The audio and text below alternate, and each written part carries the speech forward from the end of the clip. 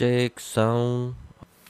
Oke, assalamualaikum warahmatullahi wabarakatuh, and welcome back to my YouTube channel. Dan di video kali ini masih dengan biologi umum ya, PB 4101.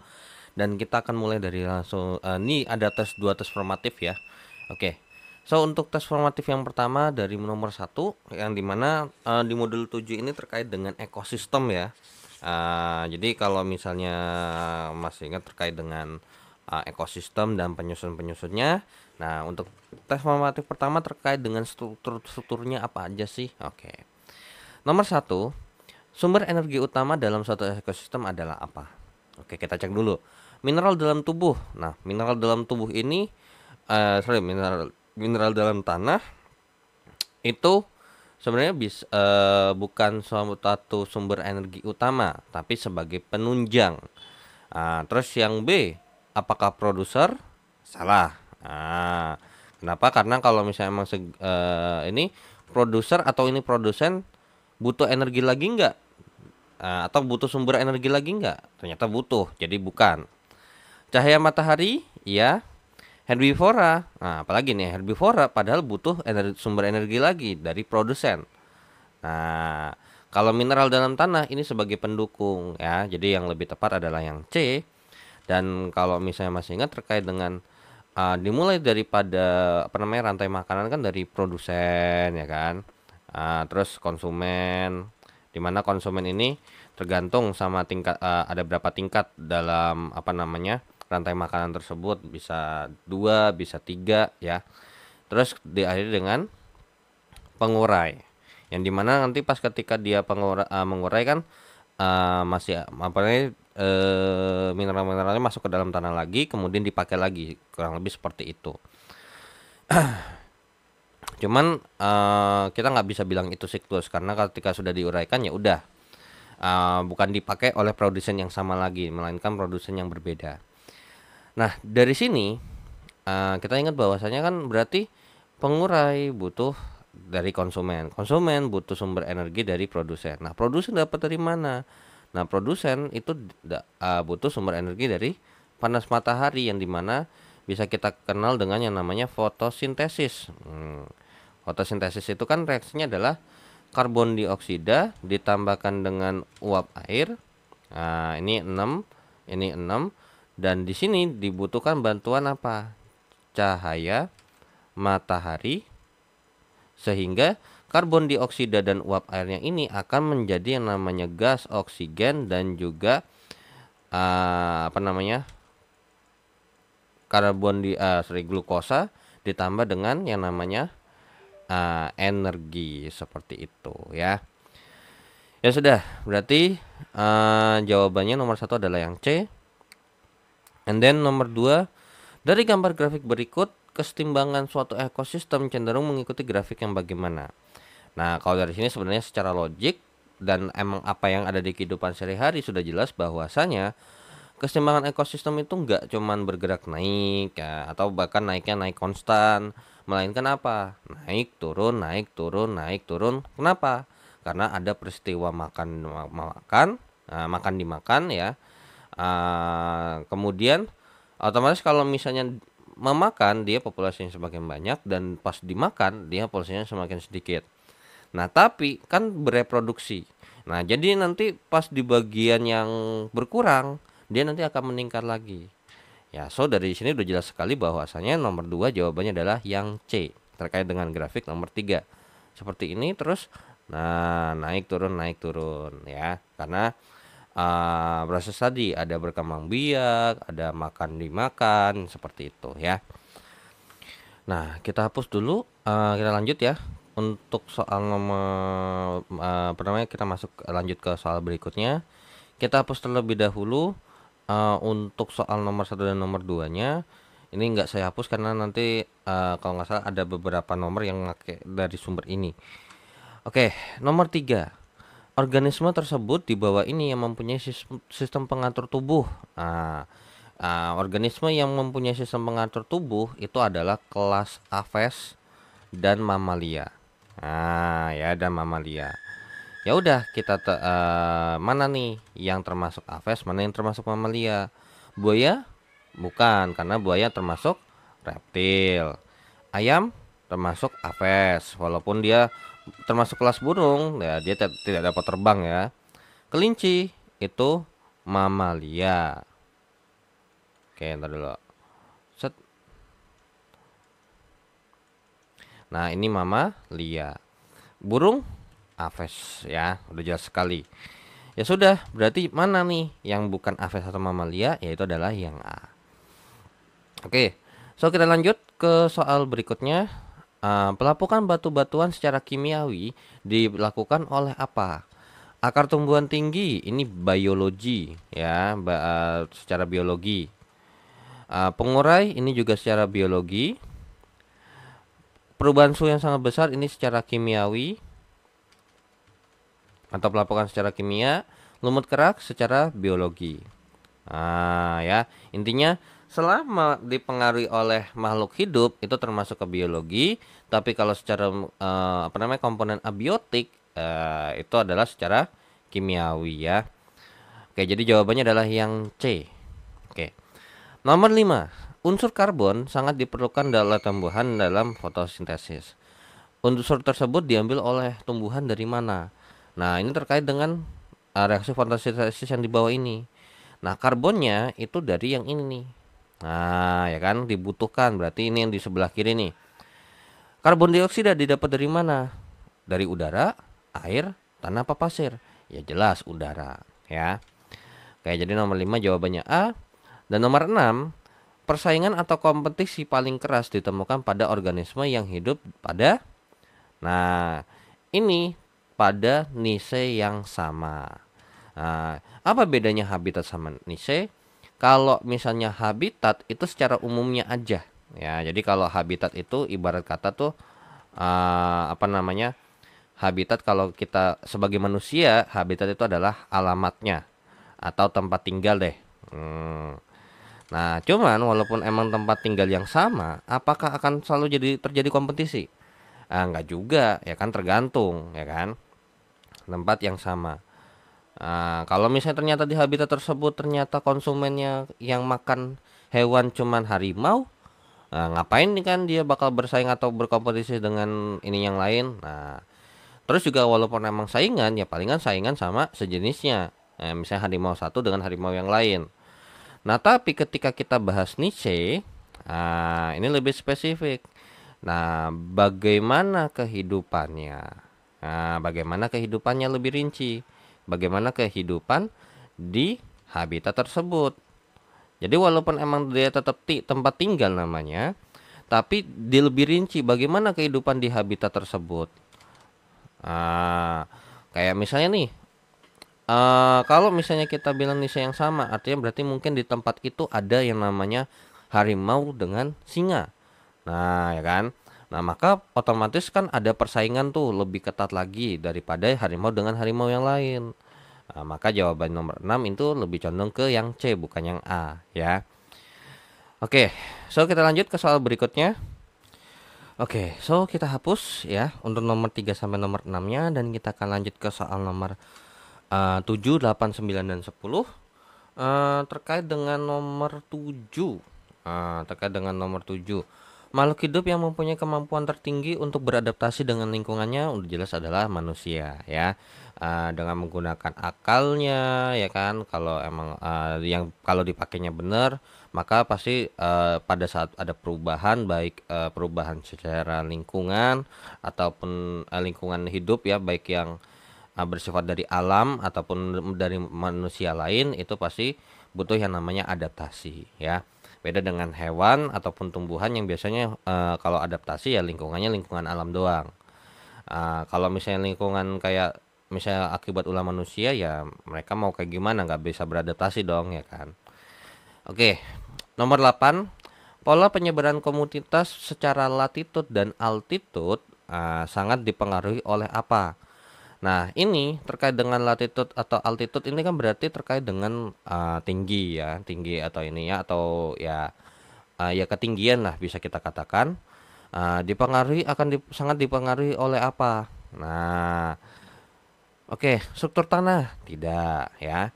Dari sini dari 4 opsi ini yang masuk akal adalah yang B ya. Nah, cuman pas saya cari terkait dengan latitude dan altitude, sebenarnya terkait dengan altitude sama longitude itu beda beda beda tempat sebenarnya. Kalau latitude itu terkait dengan yang namanya latitude tuh biasanya temenannya sama longit longitude ya, longitude. Longitude itu di mana ini sebenarnya kalau kita gampangnya adalah ini adalah garis ada garis lintang kan ya, ada garis lintang sama garis bujur. Eh, man- ya garis lintang sama garis bujur. Yang dimana kalau lintang kan lintang ingat aja lintang yang mana sih kira-kira yang tegak atau yang vertikal atau yang horizontal? Simple sebenarnya. Ingat aja bujur itu ada pembagiannya gimana? Bujur utara sama bujur selatan ya kan. Ini adalah terkait dengan BU, ini ada terkait dengan BS bujur selatan.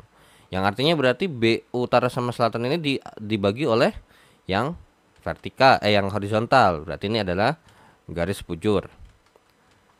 Nah, sedangkan untuk lintang itu ada lintang timur, ada lintang barat. Kayak seri kebalik ya. Nah, masa ada bujur selatan yang ada lintang utara, lintang selatan, ada LU, ada LS, ada BT, ada BB. Jadi yang garis bujur itu bagian yang sini, garis bujur. Kalau yang ini adalah garis lintang. Nah, kalau yang namanya latitude sama longitude, longitude itu yang vertikal. Jadi longitude itu ya bisa kita silakan dengan garis bujur. Sedangkan latitude itu terkait dengan garis lintang. Seperti itu ya.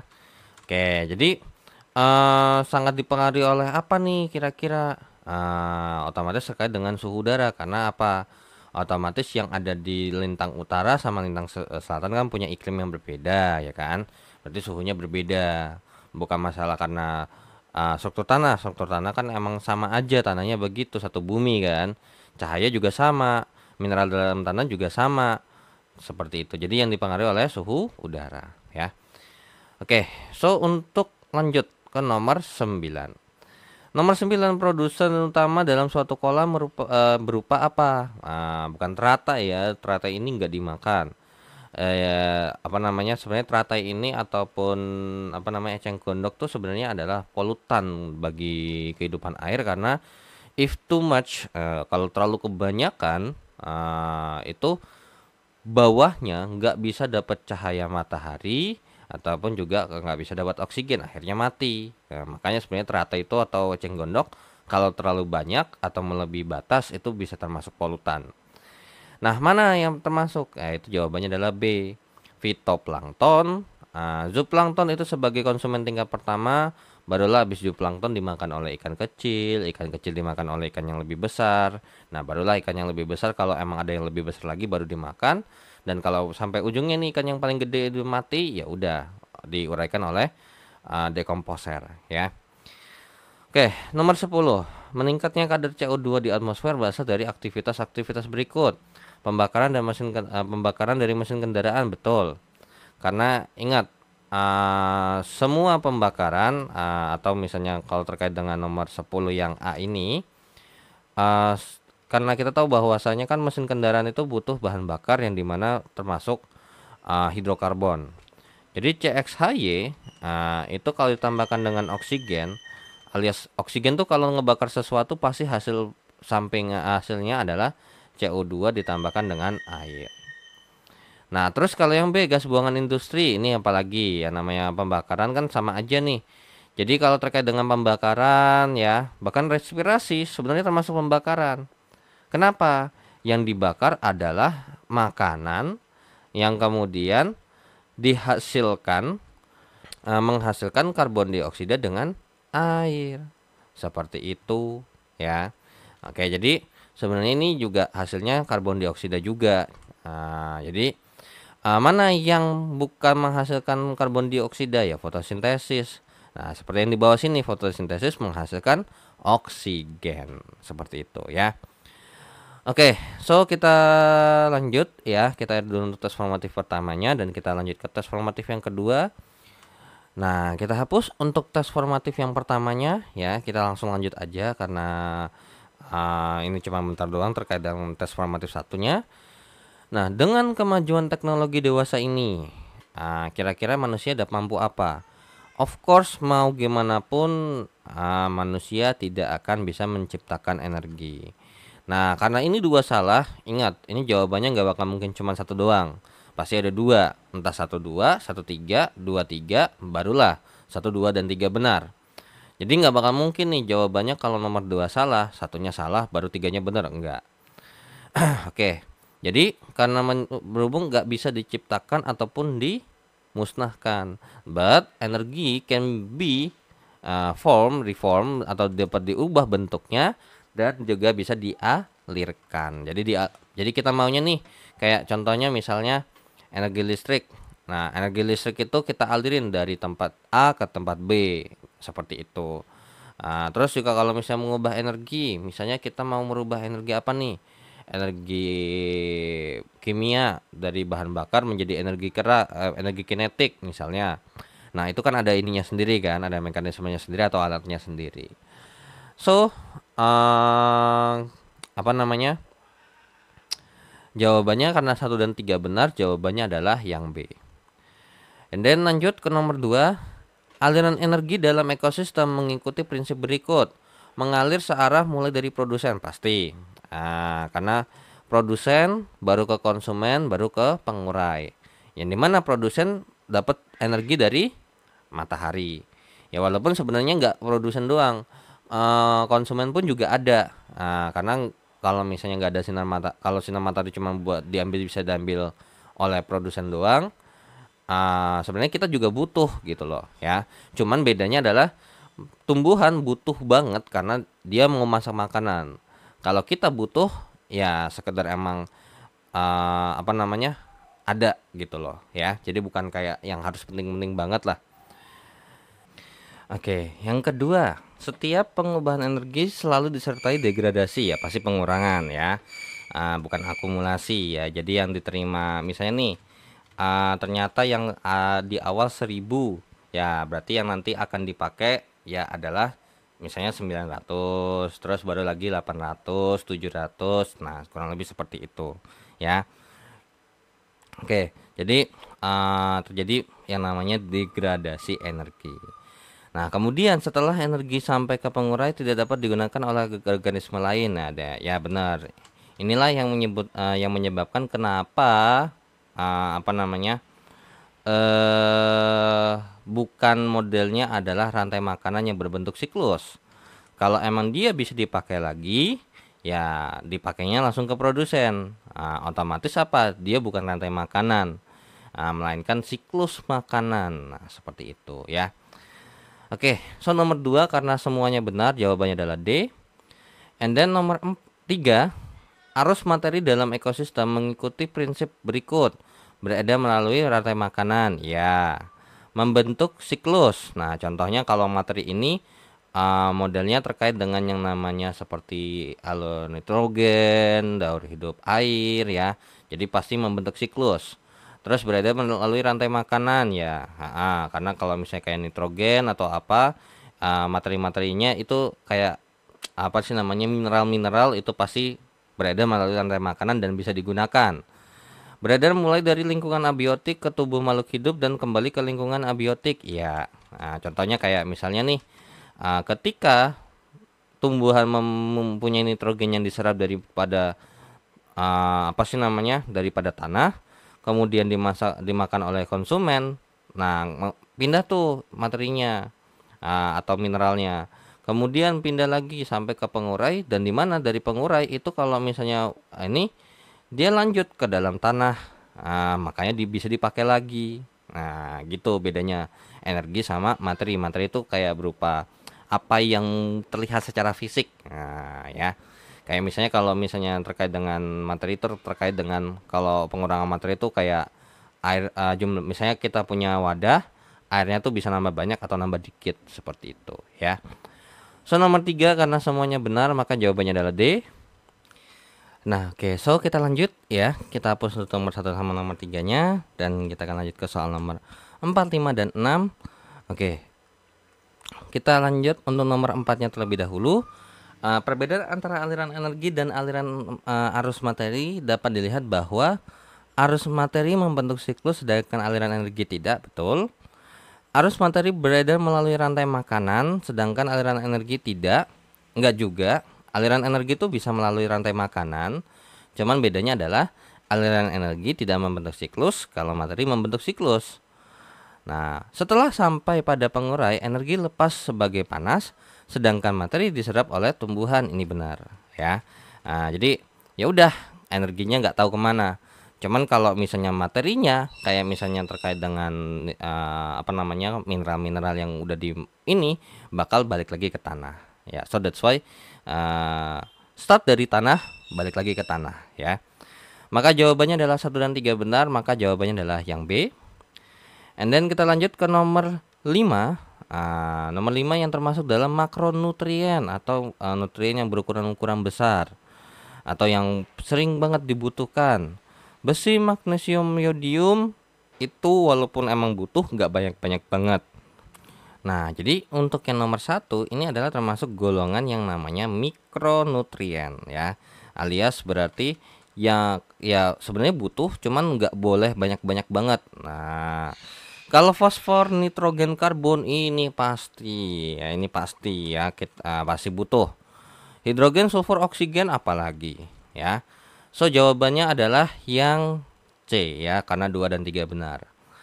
Oke, and then kita lanjut ke soal nomor 6. Jika dibandingkan dengan piramida yang lain, piramida jumlah dinilai paling banyak kelemahannya.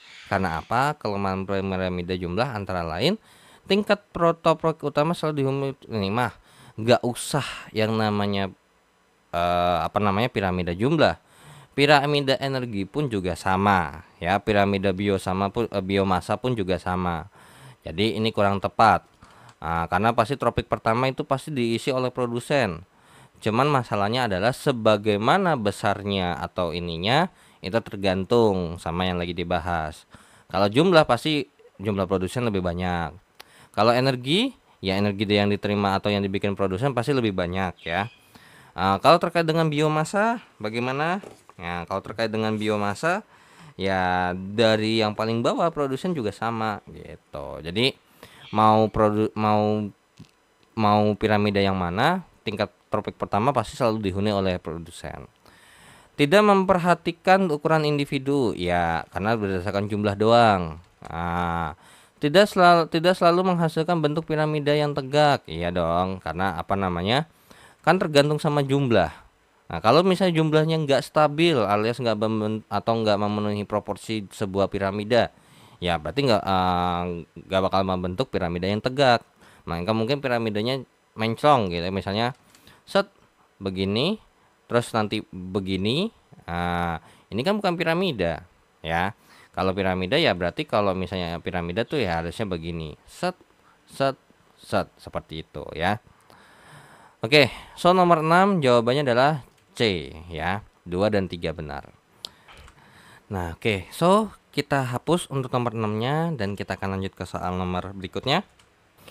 Nah, oke, so kita mulai dari nomor 7 terlebih dahulu, ya. Kita akan bahas dari nomor 7 sampai 10.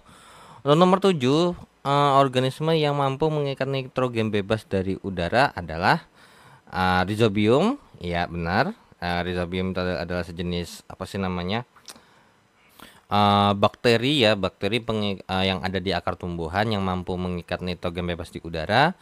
Terus nostoc juga termasuk. Nah, kalau bakteri nitrit ini enggak semua, atau ibarat kata ya bakteri nitrit ya bagian khusus yang namanya mengubah yang nitrit jadi nitrat. Nah, kurang lebih seperti itu, ya.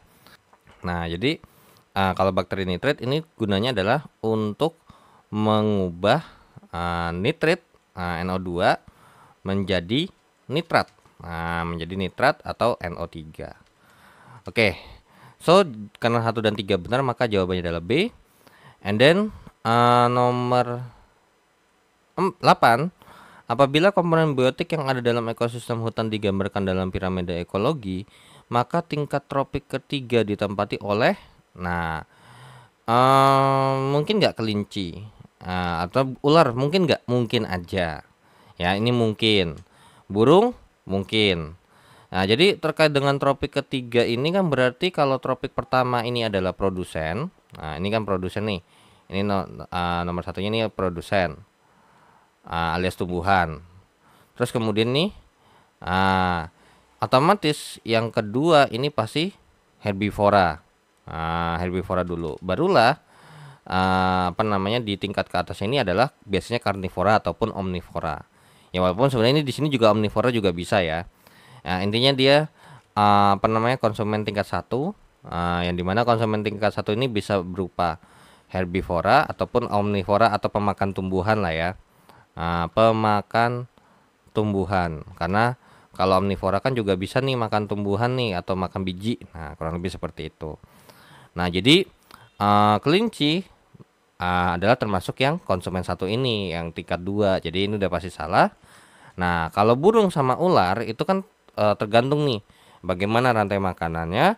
Cuman possible aja mereka untuk mengisi tingkat tropik ketiga yang di bagian sini nih. Karena di sini kan berarti kalau tingkat tropik ketiga, berarti konsumen dua nih. Yang dimana kalau konsumen dua ini ya berarti entah makan kelinci, yang bisa makan kelinci. Nah, tapi di sini burungnya nggak dispesifikan burung apa sih kan gitu. Oke, tapi kalau misalnya emang kita bilang dia burungnya elang, maka dia bukanlah termasuk ke tropik ketiga, melainkan dia tropik ke empat, karena pasti memakan ular seperti itu ya. So, ini jawabannya adalah yang A untuk nomor 8. And then nomor 9, secara alamiah fosfor banyak dijumpai oleh. Nah, ini yang udah pasti salah adalah atmosfer, karena dalam atmosfer yang paling banyak itu adalah nitrogen ya, barulah oksigen dan seterusnya. Jadi dua terbesarnya itu adalah nitrogen sama oksigen, jadi udah pasti salah. Nah, karena berhubung udah jelas satu salah, pasti 2 dan sama 3-nya benar. Maka jawabannya adalah yang C. Nah, dasar laut iya bisa karena batuan kapur ya. Batuan dalam tanah ya juga bisa ya. Oke, nomor 10. Karbon, hidrogen, oksigen merupakan unsur yang sangat diperlukan dalam pembentukan apa? Protein, lemak, karbohidrat ini semuanya butuh banget sama yang namanya mereka bertiga. Protein itu punya karbon ada, hidrogen ada ya, oksigennya juga ada. Lemak apalagi, karbohidrat juga apalagi. Bisa kita lihat sendiri sebenarnya dari penyusunnya. Contoh, kalau misalnya terkait dengan karbohidrat, CXHYOZ misalnya ya, ini karbohidrat. Kalau lemak kan berarti apa namanya? Tergantung. Kalau lemak ini kan ada penyusunnya nih ya kan. Terus juga kalau protein, kita anggap aja deh monomernya terkait dengan asam amino. Kalau protein itu kan gabungan dari beberapa asam amino kan. Nah, jadi kalau kita bahas nih terkait dengan asam aminonya aja deh ya, terkait dengan asam amino alias penyusunnya. Yang dimana ini adalah NH2, CH, terus bawahnya adalah alkil R. Nah, karena ada asam berarti di sini adalah COOH. Nah, seperti itu.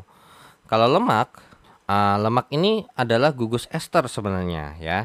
Yang dimana gugus ester itu kan RCOO aksen.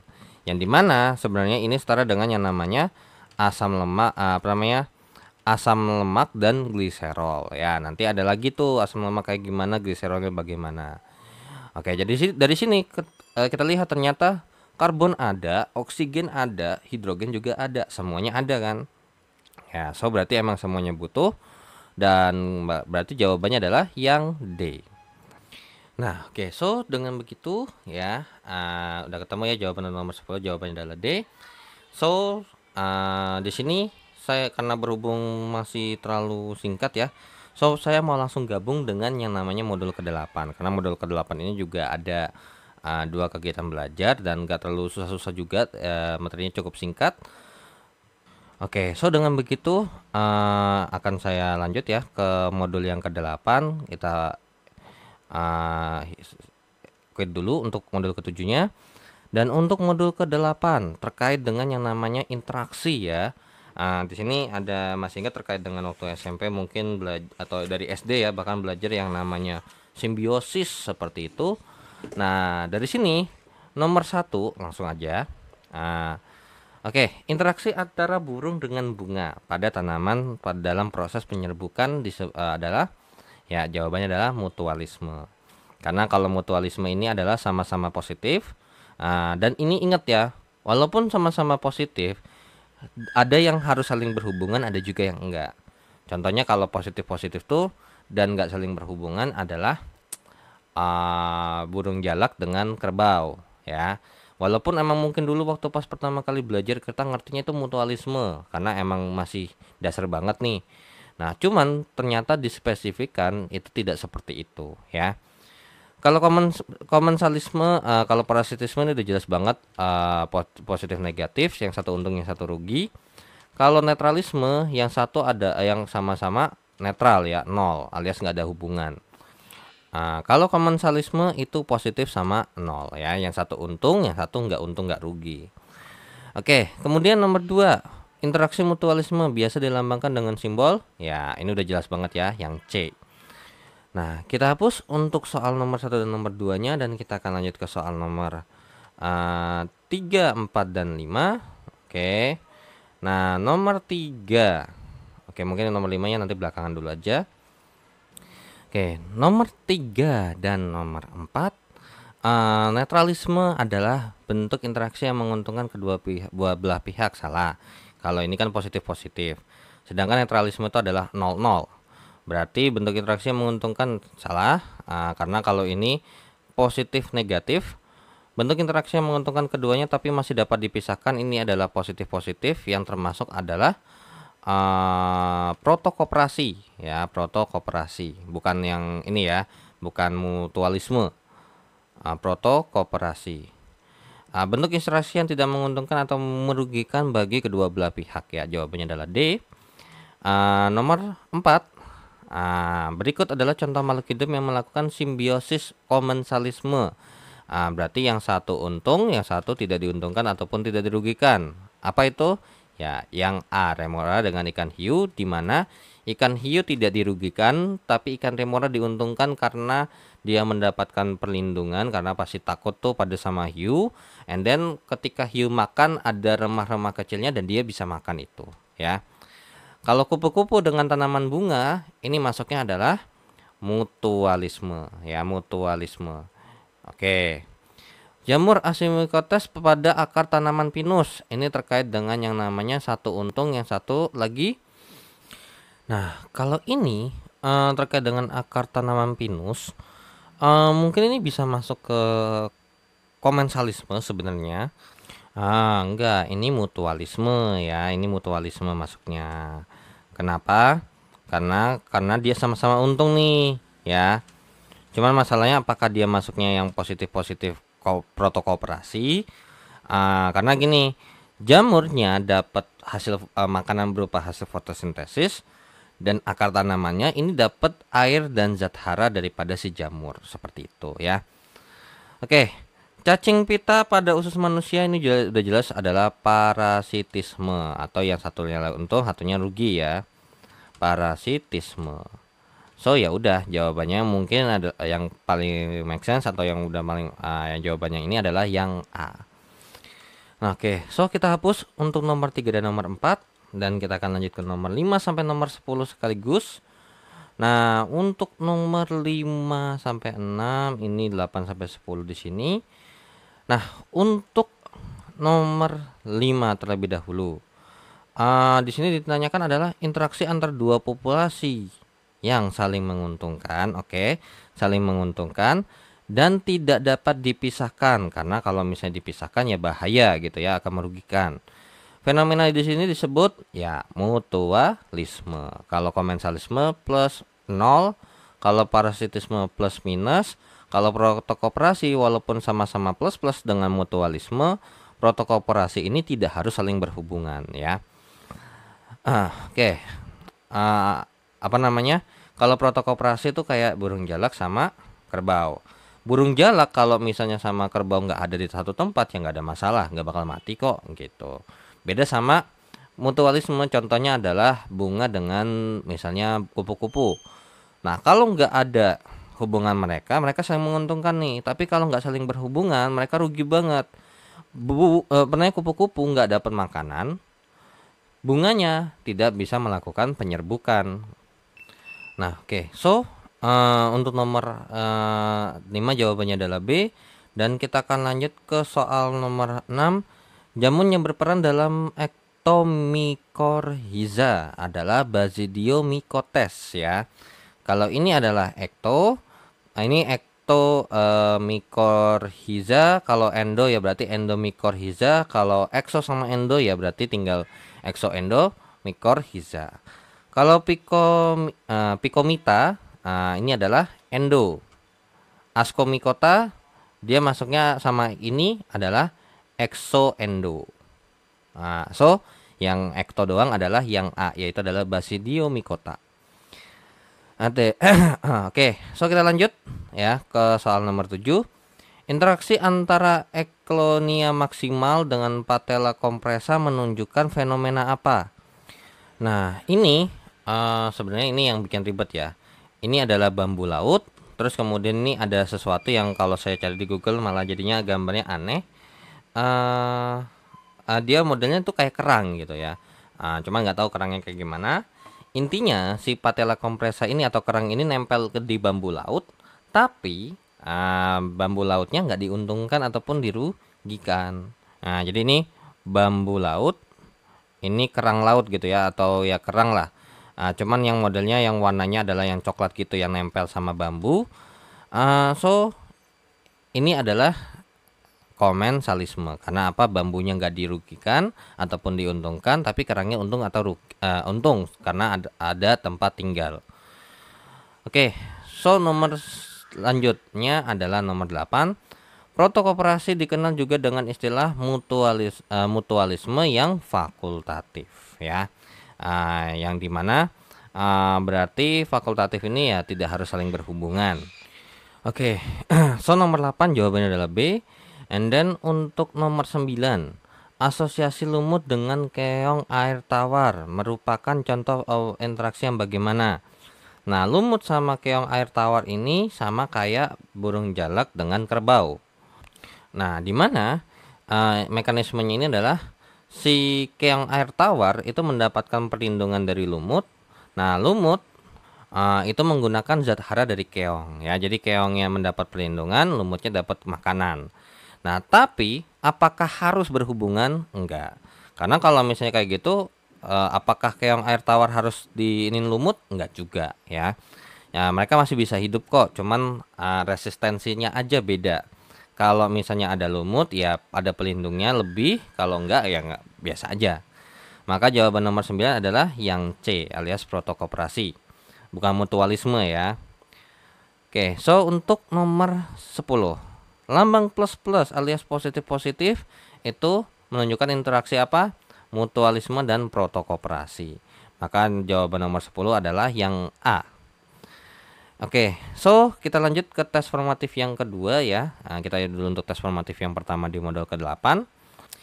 Oke, kita hapus untuk nomor 5 sampai nomor 10-nya dan kita akan lanjut ke tes formatif kedua, start dari nomor 1 sampai nomor 4. Penyakit kaki gajah disebabkan oleh parasit apa nih? Jadi jawabannya adalah ini jawabannya adalah yang A ya. Wolseria bantrofi, bla bla bla bla bla. Oke. Kemudian nomor 2, walnut hitam menghasilkan senyawa junglone yang dapat menghambat pertumbuhan tanaman lainnya. Peristiwa ini menunjukkan interaksi yang bagaimana? Oke, parasitisme ini kan berarti positif negatif. Kalau amensalisme ini negatif 0, persaingan ini dia positif negatif. Tapi persaingan lebih tepatnya negatif-negatif ya. Karena bisa jadi saling merugikan. Kalau pemangsaan yang satu positif, satunya negatif. Nah, kira-kira nih yang mana kasusnya? Nah, di sini terkait dengan yang namanya ini, logikanya adalah si walnut ini cuma menghambat. Artinya berarti merugikan lain, tapi dianya ya nggak untung nggak rugi. Maka jawabannya nomor 2 adalah yang B ya, amensalisme. Oke, kita lanjut ke soal berikutnya. Untuk soal nomor 3, benalu merupakan tumbuhan yang berinteraksi dengan pohon mangga secara. Nah, ini amensalisme udah nggak mungkin, persaingan apalagi. Nah, karena benalu ini adalah salah satu jenis parasit. Nah, cuman kira-kira apakah dia parasit penuh atau semi parasit? Nah, bedanya apa? Kalau parasit penuh, dia ngambil langsung make, gitu loh. Kalau semi parasit itu dia ngambil bahan mentahnya, ya. Jadi kalau parasit itu ibarat katanya nyolong, tapi nyolong yang udah jadinya. Tapi kalau semi parasit nyolong bahan bakunya. Maka jawabannya adalah yang B. Karena si benalu ini dia ngambil tapi butuh diolah lagi bahan dasarnya, ya. Oke, nomor 4, persaingan interspesifik. Adalah persaingan antara dua atau lebih individu dari. Nah, jadi yang mana nih kira-kira? Ya, jenis yang berbeda ya. Interspesifik itu adalah jenis yang berbeda. Mana jawabannya jenis yang berbeda? Jawabannya adalah yang A ya. Apa namanya? Dia jenis yang berbeda tapi bersaing untuk kebutuhan dan kehidupannya masing-masing. Contohnya adalah misalnya nih terkait dengan persaingan sumber daya. Nah, jadi untuk bersaing terhadap sumber daya mereka pasti akan saling merugikan seperti itu ya. Jadi nomor 4 jawabannya adalah A. Oke, so kita hapus untuk soal nomor 1 sampai nomor 4-nya dan kita akan lanjut ke soal nomor 5 sampai dengan 10. Oke, untuk 5, komponen ekosistem yang berperan sebagai pemangsa tertinggi adalah manusia ya. Harimau bisa memburu manusia, tapi manusia lebih pintar sehingga dia bisa memburu harimau, singa seperti itu ya. Oke, nomor 6, pemangsaan mempunyai peran penting dalam ekosistem karena pemangsaan itu berperan penting pada jaring-jaring makanan antar komunitas menyebabkan terjadinya evolusi populasi pemangsa dan mangsa, merupakan peristiwa alam dapat dilihat di hutan belantara. Nah, ini kalau misalnya yang A ini sebenarnya agak benar, cuman lebih tepatnya adalah rantai makanan ya. Dia termasuk ke rantai makanan yang dimana dia termasuk ke aliran energi dalam rantai makanan. Nah, ini baru benar. Makanya di sini opsi pilihannya adalah opsinya salah. Menyebabkan terjadinya evolusi ini benar karena yang lemah itu pasti bakal dihabisin, yang kuat akan bertahan hidup. Walaupun dari spesies yang sama, kalau yang misalnya yang lemah pasti hilang kan gitu. Jadi kayak memaksa bahwa kalau misalnya mau bertahan hidup ya harus beradaptasi. Merupakan peristiwa alam ini mah nggak usah pemangsaan, kegiatan lain pun juga sama. Dapat dilihat di hutan belantara tidak? Enggak harus di hutan belantara, bisa aja di laut, ya kan, di udara ataupun di darat seperti itu. Maka jawaban nomor 6 adalah yang B. And then kita lanjut ke soal nomor 7. Dalam menghindari pemangsanya, cumi-cumi melakukan upaya dalam beradaptasi yaitu adalah memancarkan tinta, ya. Oke. Nomor 8. Contoh organisme yang melakukan interaksi ektoparasit. Nah, jadi ini yang benar-benar parasit tapi tinggal di luar gitu ya. Jadi parasit yang ada di luar tubuh inang ya, kita sebut aja. Jadi mana nih? Yaitu adalah kutu. Nah, ada ektoparasit berarti ada yang namanya endoparasit. Yang dimana kalau endoparasit ini berarti terkait dengan yang namanya parasit. Dan ingat ya, ini harus parasit ya, yang ada di dalam tubuh inang. Nah, kenapa kok benalu, walaupun kita tahu bahwa benalu dan tali putri ini ada di luar tapi tidak termasuk ektoparasit, karena mereka berdua tuh masuknya adalah semi ya. Oke, nomor 9. Dalam interaksi parasitisme, organisasi yang dirugikan biasanya yang berperan sebagai inang yaitu jawabannya adalah C. Nomor 10, amensalisme ditunjukkan oleh simbol yang satu untung, yang satu rugi, yang satu tidak diuntungkan ataupun tidak dirugikan. So jawabannya adalah yang D. Oke, so dengan begitu saya akhiri untuk pembahasan biologi umum untuk modul ke-7 dan modul ke-8. Dan saya ucapkan terima kasih yang sudah menonton video ini dan yang sudah donasi di saweria.co dan scan barcode kirisnya untuk membantu perkembangan channel ini secara finansial. Dan jangan lupa untuk di like, di share, dan di subscribe channelnya jika bermanfaat. Dan saya izin pamit. Wassalamualaikum warahmatullahi wabarakatuh. See you in the next video. Bye bye.